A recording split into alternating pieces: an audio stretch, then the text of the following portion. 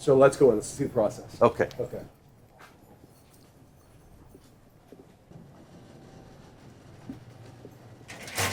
So we have screeners, we have officers trained on how to use these machines, just like in the airport.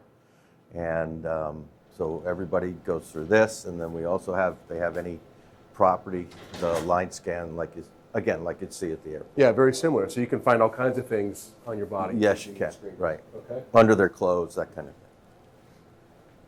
Well, this is just the transition into the actual intake center. That's the search room. So they come in here, and as you can see, this is kind of a new concept where people come in, instead of putting them in individual cells, they sit out here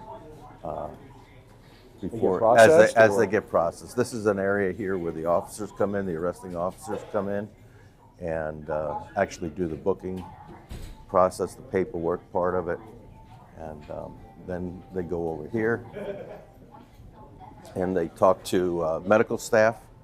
So that Right everybody's away. checked out medically when they come in? Everybody is checked out medically, so they talk with correctional health staff, Sit and down they here and do talk the with a right. nurse or is it medically trained Yes, personnel? yes, both. Okay. There could be both, and so they do that, and that takes a while because they do a very thorough medical interview. And these two positions here are ICE, the federal agents that interview everyone that comes in, regardless of race, regardless of where they say they were born. Everybody gets interviewed by ICE, and then ICE does what they do. Do you expect this part of your jail to grow now with this new administration? You think 2 ICE agents is going to be enough? Well, I guess we would have to ask them, but we don't know yet. And this is interesting to me because this intake area, now if you're accused of a more serious crime, like say murder or something, do you still sit like this, or is it a different level of security? They could. The only thing we do is we have isolation cells for somebody that's combative. Oh, really? Yeah, this is different. It is different. Yeah, this was after the Las Vegas model, and I worked real well in Las Vegas, so they decided to bring it down here. So how does this improve things? How do you think? The flow is easier because if you remember the old intake, it was isolated, there were different cells, and so this makes things flow a little bit easier for the officers, and then they go in here when they're going to go back to the facility, right? For ID. Good. And do you find it's calmer like this than it was? Well, yeah, I think for the most part, it is. And why is that? Most part, I don't know. It's maybe human behavior. You know, they're sitting here, and well, of course, they know there's a lot of officers around too. Right. So I mean, this is more like a DMV almost than a jail. almost, you're right. Yeah. You're right.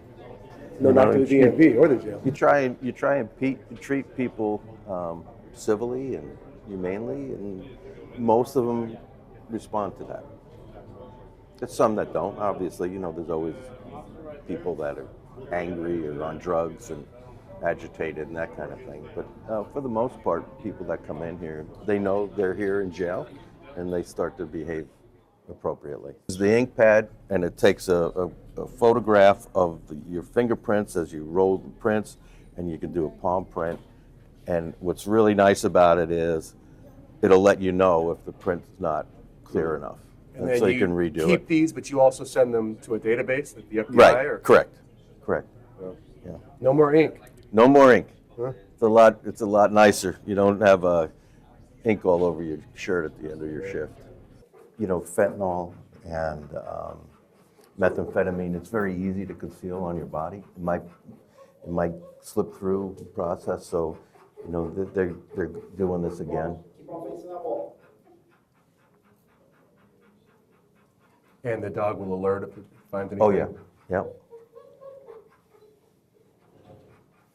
Now, I don't know how these dogs are trained to alert. Sometimes they just sit, and sometimes they scratch at it, you know, bite at it, you know. So it depends on how the dog's trained. It's like we got a pause. I'm gonna bring them through. Yep. Absolutely. First two ladies, go ahead and walk over to my lieutenant right over there. You guys good? Come on down, ladies. Come on down over here. Man in the green sweater, go ahead. Gentlemen, go ahead. Same, go ahead, follow. So they'll take her and have female officers do a strip search with her. And so they'll sit here. Oh yeah, there's a whole courtroom in here. Yep. Yeah. And that has to help you with transportation, I would imagine, too. Oh yeah, yeah. This whole system was designed to try and minimize transportation. So the city's supply of their judge, and on the other side, the felony side, the county side, is their county judges. Yeah. Well, and this again minimizes the amount of travel you have to take inmates. I mean, they're getting their initial appearance right here at the jail. Correct. And it has to be within 24 hours. So there's also a time issue that you have to be very conscious of. So now, if we're talking about immigration issues, that's federal, correct? So is there no facility for an IA for federal, or how No. If they brought, the way I think it's going to happen, if they bring us people, they've already been through the federal process. We would just put them in a facility, right? And they wouldn't necessarily have to go through all the ID process, because the federal government, they're actually federal prisoners. They're not really going to be ours. We would just help keep them. But they would go through the initial process of the screening and the searching them, make sure they don't have any contraband. and then turn them right over to ICE or put them in a separate section of this Absolutely, facility? isolate them from our normal inmates. And then it would be up to ICE then to take them and to wherever they're going to take them from here. Correct, right. We would just basically be a way station for ICE. And have you been told that that's what your role is going to be? No, in this? I'm just guessing, because we haven't heard from ICE, and I haven't reached out either. So I figured when the ICE gets ready, and they'll call us. These are the uniforms. These are suicide blankets. You can't tear those, Oops, sorry. So it's a whole thing. It's underwear with the underwear, pants, right? shirt, socks, Yep. and that's the issue. I just messed one up too. So suicide blankets, what do you mean by that? They are blankets that you can't tear and rip, Thicker, heavier? thicker, heavier. So this is an ICE agent here. This is somebody being detained, and this is very similar to the process that we're going to see possibly coming up here in the weeks and months ahead. This man is being walked out to a special ICE van. We'll get in there and be taken to a different facility. This is your typical housing unit. Some of the houses here in this facility don't have doors on them. We call it a direct supervision model. This is a little bit more secure here in this house. So this would be the area where the inmates could gather. During the day, yeah, when they're, it's a timeout. And at night they come in here, and it looks like this is more than just two people at a time. This is Right. almost like a dorm Right.